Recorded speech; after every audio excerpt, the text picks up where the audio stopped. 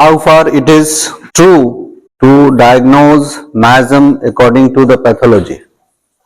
सुना तो होगा ही आप लोगों ने कि ट्यूमर हो गया तो ये miasm, अल्सर है तो ये miasm, रूमेटिज्म है तो ये miasm, एस्थमा है तो ये miasm, इचिंग है तो ये miasm, है या ना?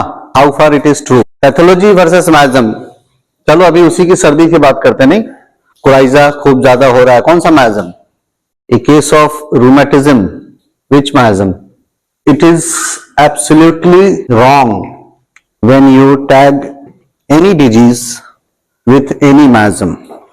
Justify, अब either इस वे में या उस वे में justify करो why it is wrong, और अगर right है तो why it will be right. Which miasm? Psychosis. You all agree? Why? क्योंकि अभी आपने बताया ना किसी भी डिसीज को तो ये मेरी बात सिर्फ फर्स्ट बेंच तक ही पहुंची थी या लास्ट तक गई थी? Why psychosis? What are the remedies for them? Sorry, what?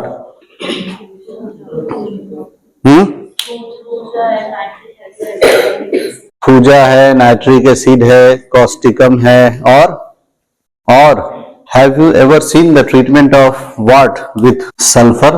देखा है कहीं? With bacillinum, with pulsatilla, with phosphorus, हो सकता है या नहीं? या देखा है कहीं कि नहीं?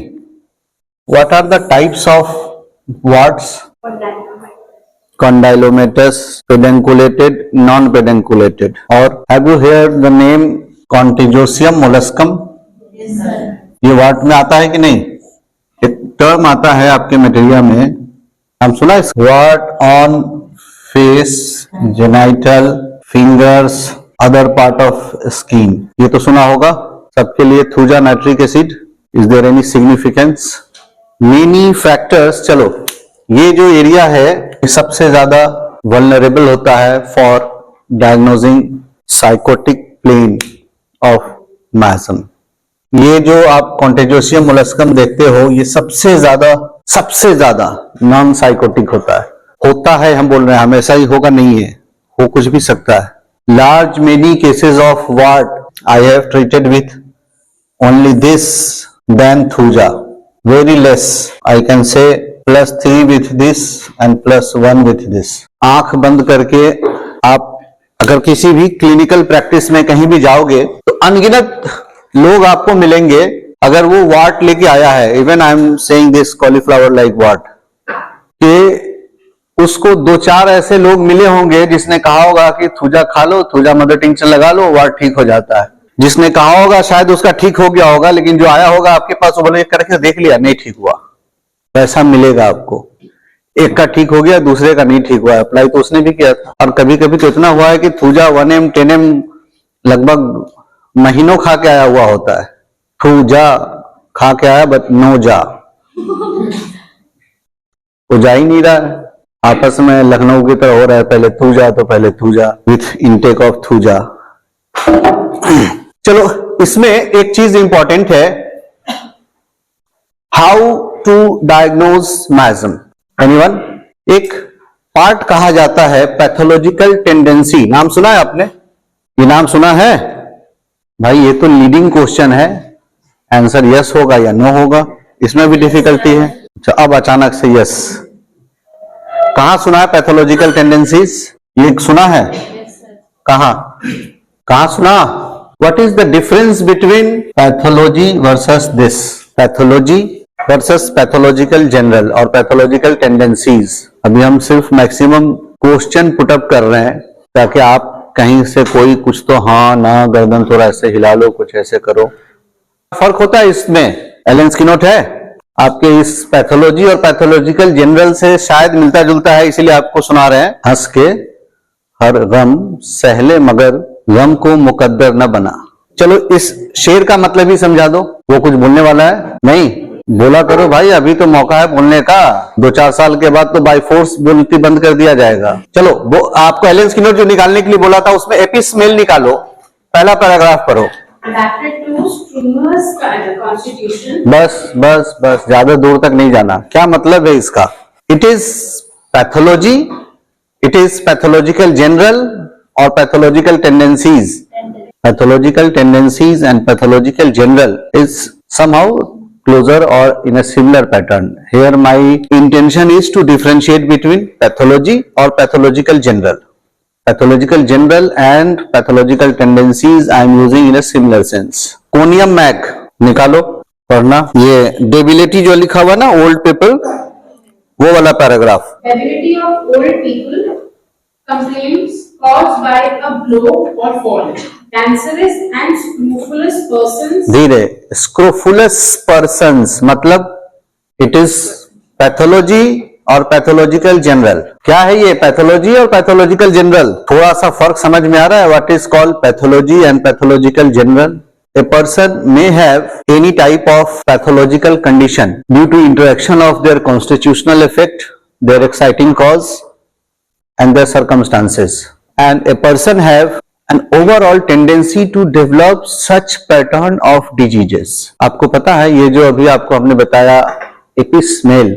Epismale is one of the very first medicine to prescribe in case of ovarian cyst. This mention of ovarian cyst you will find even in the Hahnemann's writing. And many a times if you get one or two indication, this Epismale 6 is enough to cure this condition. But that doesn't mean that every patient suffering from PCOD you will treat with Epismale. उतना आसान नहीं है. बोगर की एक किताब है pathological general के ऊपर, साइनोप्टिक कीनोट, एक अलग ही है. साइनोप्टिक कीनोट में बाद में उसको इंक्लूड किया गया है. साइनोप्टिक कीनोट है भी आपके पास, खोलो.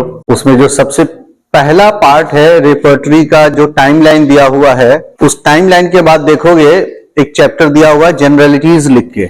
और वो जो जनरलिटीज लिखा हुआ है, ये सेक्शन वही है जिसके ऊपर सेपरेट एक बुक बोगर ने लिखा था पैथोलॉजिकल जनरल करके. पैथोलॉजिकल जनरल रेपर्टरी फॉर्म में उसने उसको लिखा था.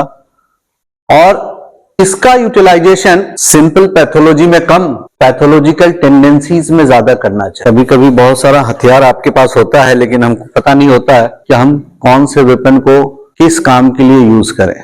आप में से किसी ने, पता नहीं आप लोग तो किए नहीं होंगे, बट किसी ने वो हाथ का बिना हुआ स्वेटर पहना है? पहना? कभी स्वेटर बिना है? जब तक मैजम पूछ रहे थे कहीं से कोई आवाज नहीं आ रही थी. स्वेटर बिनने में तुरंत निकल के आना शुरू हो गया. स्वेटर बिनने के लिए जो वो स्टिक यूज किया जाता है, सुई नहीं बोलते उसको, सिलाई अलग होता है, बुनाई अलग होता है. अच्छा, वो सब क्या एक ही साइज और एक ही वो विड्थ का होता है? अलग अलग क्यों होता है वो?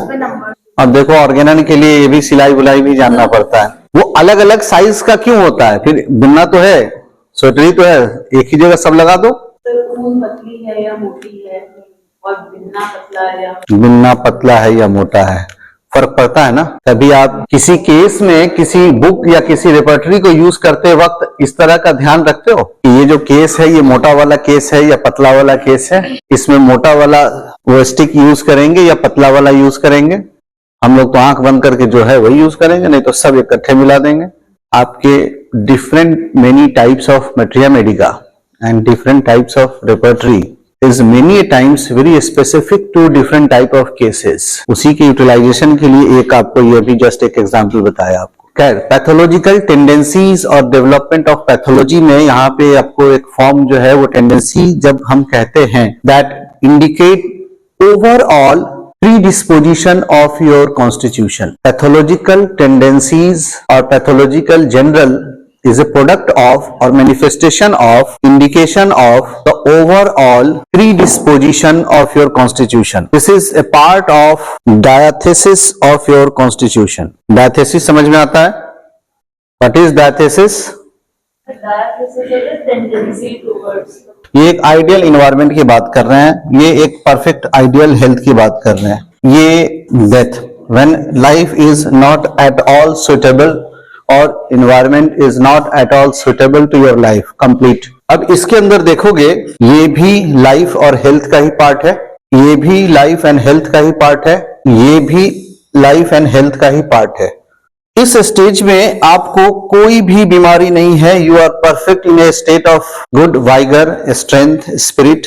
ये वो स्टेट है when you are impacted, you sustain certain type of disturbance but you overcome it.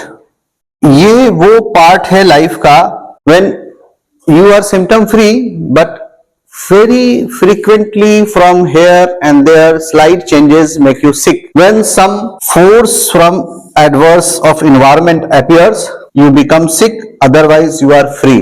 ये वो स्टेज है when you are sick. समझ रहे हो? ये जो फेज है when you are not sick but not healthy.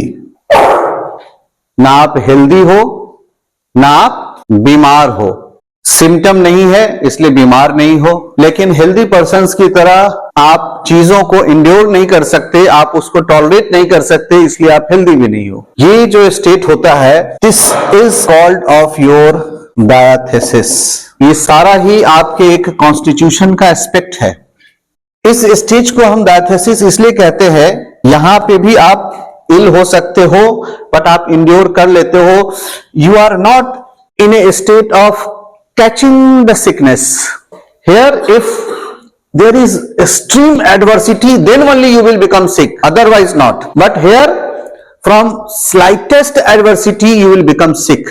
इस state of health में रहने वाला 5% बारिश में भीग जाता है, अगले दिन एक को बुखार हो जाता है, दूसरे को जोड़ों में दर्द बहुत हो जाता है, तीसरे को पूरे बदन पे अर्टिकेरिया डेवलप हो जाता है, चौथे को निमोनिया हो जाता है, कोई एक है उसको डायरिया हो जाता है, 5 थे एक तरह के एडवर्स इन्वायरमेंटल इफेक्ट में गए, 5 तरह का कंप्लेन लेके निकले। व्हाई? बिकॉज़ जो ग्राउंड है मतलब एक्साइटिंग कॉज सेम रहा, बट पांचों लोगों का ग्राउंड डिफरेंट था टू प्रोड्यूस डिफरेंट। उसी ग्राउंड को हम कहते हैं, उस प्ले ग्राउंड को हम कहते हैं डायथेसिस। उसी प्ले ग्राउंड को हम कहते हैं, एक सीड को एक प्लांट में कन्वर्ट होने के लिए क्या चाहिए होता है?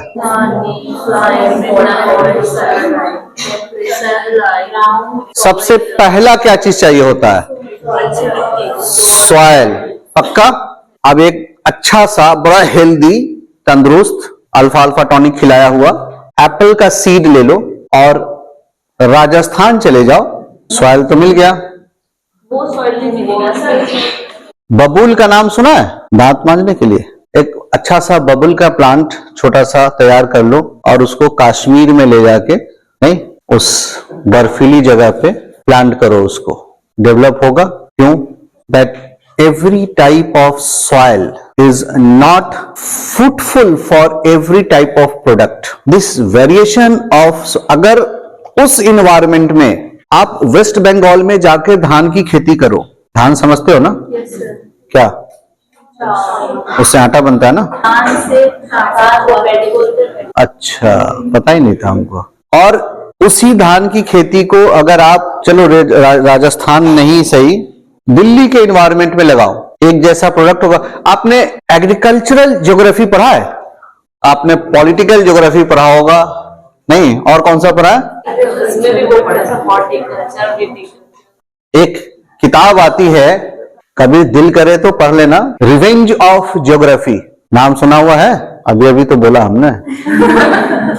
Y kala azar is more prominent in certain part of Bihar, why dengue is more prone to this NCR, why malaria is more common और इंडेमिक इन वेस्ट बंगाल। उसको का वहां का वीजा नहीं मिला था या यहाँ का वीजा नहीं मिला था? Do you know? अच्छा, एक आपके एलियंस की नोट खोलो, उसमें देखो नक्सोमिका चैप्टर खोलो, इग्नेशिया या नक्सोमिका, उसमें देखो इग्नेशिया नक्सोमिका के बारे में कुछ लिखा हुआ है। दोनों देखो एग्जैक्टली, हमको वो याद नहीं आ रहा, बट देखना नक्स और इग्नेशिया लास्ट में रिलेशनशिप के ऊपर थोड़ा सा देखो। हाँ, जोर से पढ़ना, जोर से मिल गया इसको। मुंह छुपा के बैठा था लेकिन खोजा।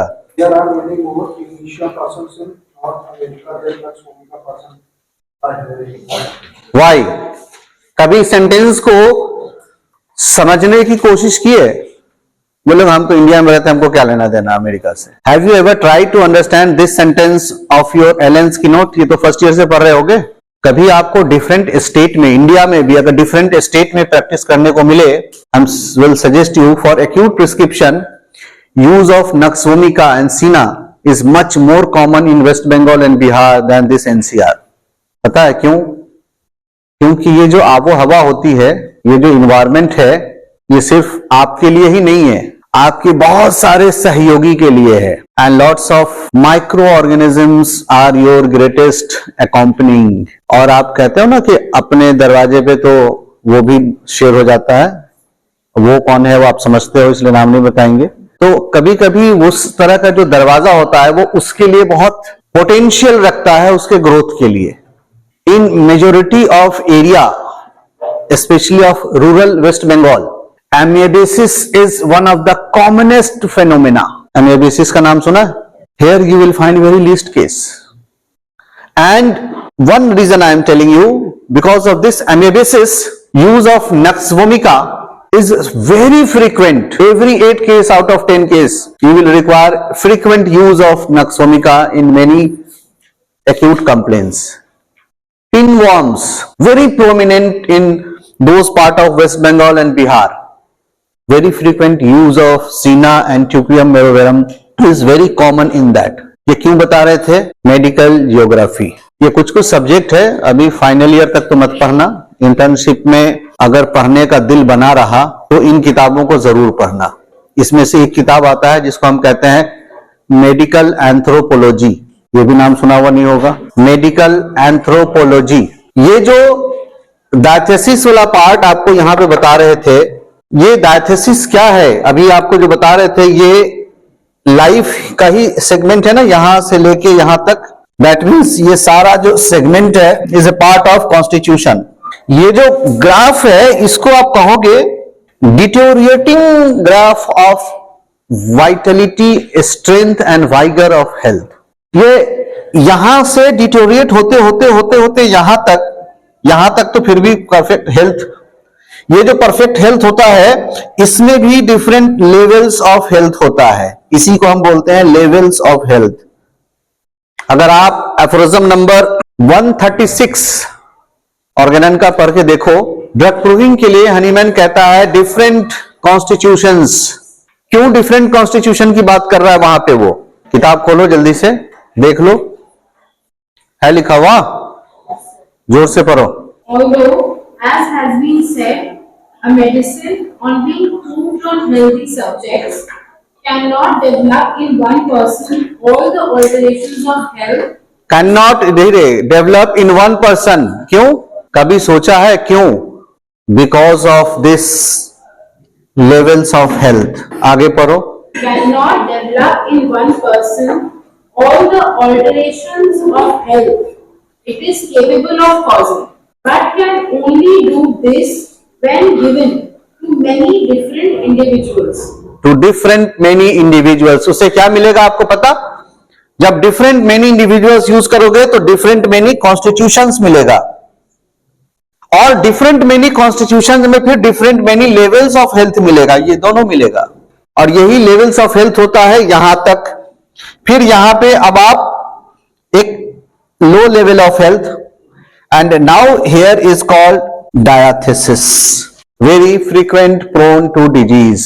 एक एस्थमेटिक पेशेंट साल भर हफ्ता नहीं रहता, ठीक रहता है, जैसे ही घर में त्योहार शुरू होता है, होली दिवाली, इसका हाय हाय शुरू हो जाता है। थोड़ा सा फ्लक्चुएशन हुआ, थोड़ा सा बदलाव आया, and he is unable to cope with that because he is susceptible to that. एक ही बारिश में अभी 5 बच्चे को भिगाया था, 5 कंप्लेन आया था। क्यों? पांचों का कॉन्स्टिट्यूशनल वीकनेस था, जिसको हम डायथेसिस कहते हैं, बट अलग अलग था। एक रूमेटिक डायथेसिस का था, जोड़ों में दर्द लेके निकल आया। एक ट्यूबरकुलर डायथेसिस का था, कोल्ड कफ कोराइजा छे निकल के शुरू हो गया।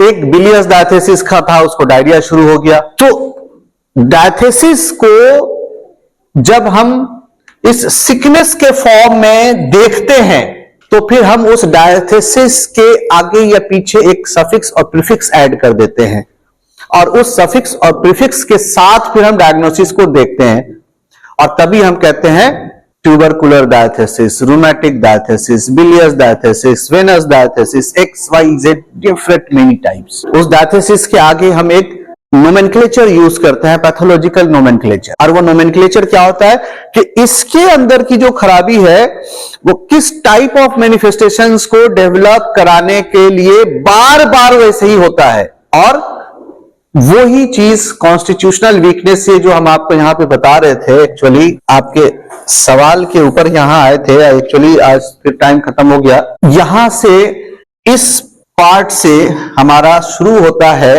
Inclusion of role of मैज़म। हमने यहां पे क्या लिखा आपको, आइडियल इन्वायरमेंट।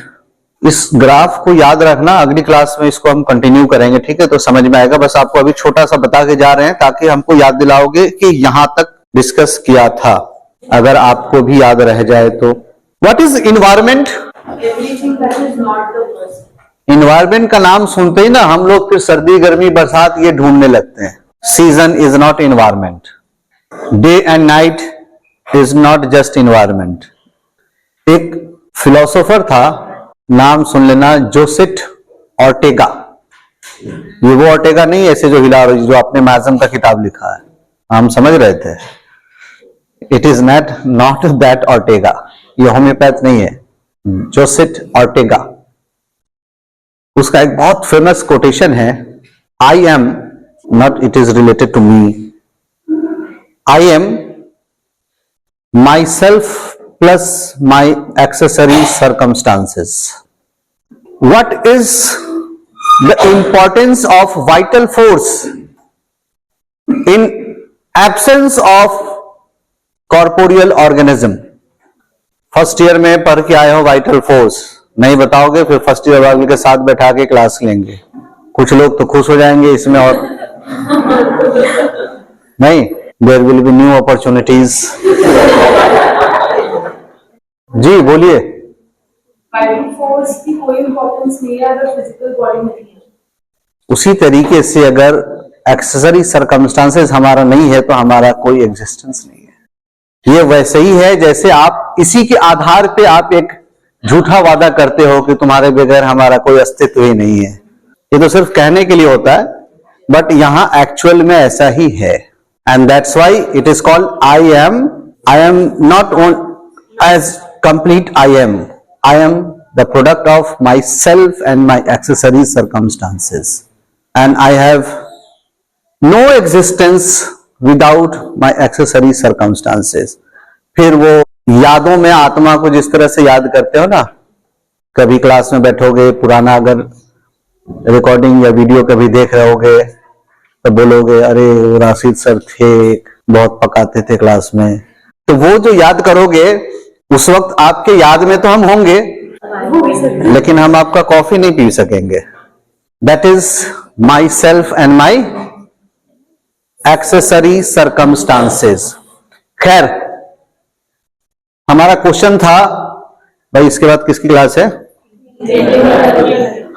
तो थोड़ी देर बर्दाश्त कर सकते हो ना। और किसको? हमारा सवाल था what is environment. Your terrestrial existence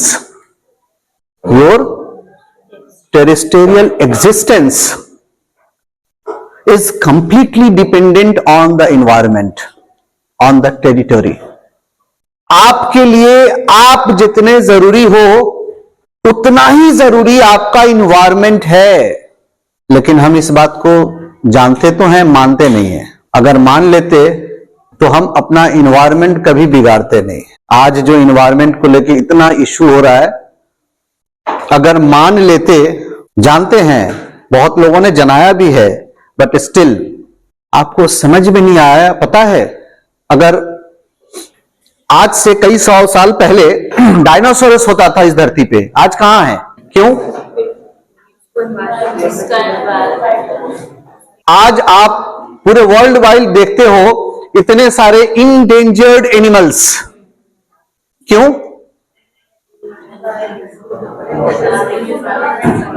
उसका तो कभी बलि नहीं चढ़ता, बल्कि सामने आ जाओ तो आपकी।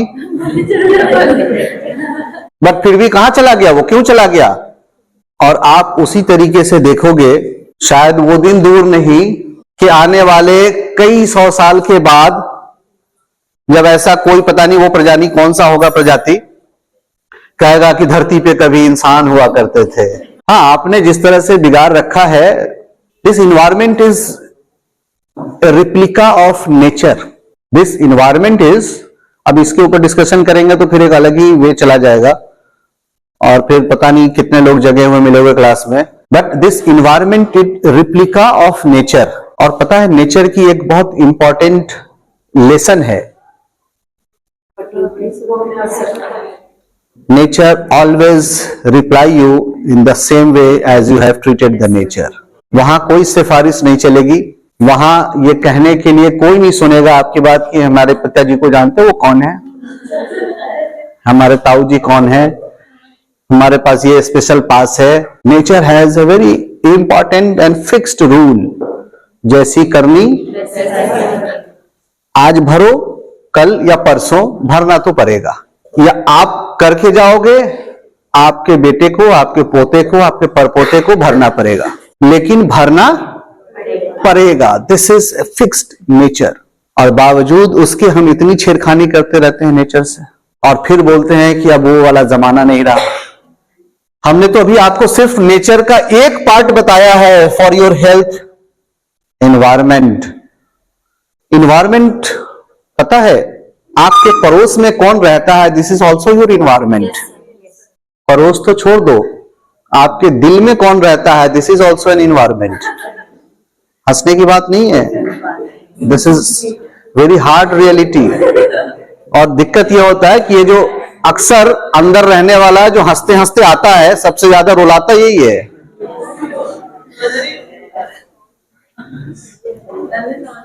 और ये मत समझना कि डॉक्टर राशिद अपना उपज बता रहे हैं।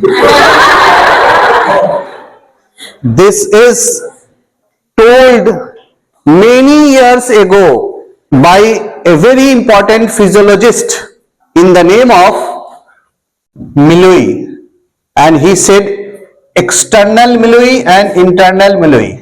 That is called external environment and internal environment, and he was none other than Bernard Shaw.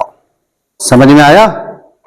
ये एक्सटर्नल मिलुई और इंटरनल मिलुई यहां तक आपको बता दिया। ये बताना एक्चुअली, ये ग्राफ कोई बना दोगे, ये याद रखना, ये बना देना, हम इसको यहां से डिफरेंशिएट करेंगे, यहां से आएगा रोल। एक तो एक्सटर्नल मिलुई, ये जो इंटरनल मिलुई लेके चलेंगे ना, इसका रोल बताएंगे for development and deterioration of diathesis. तो आपको समझ में आएगा, यहां से आया जानवर में, नहीं animal, entry of the villain miasm. Thank you very much. Organon पढ़ते पढ़ते कुछ कुछ लेसन जिसपे आप हंसते हो, बट उसको ज्यादा ध्यान से सुनना, वो लाइफ में ज्यादा काम आएगा। So take these accessories, lesser accessories information more seriously. Thank you very much.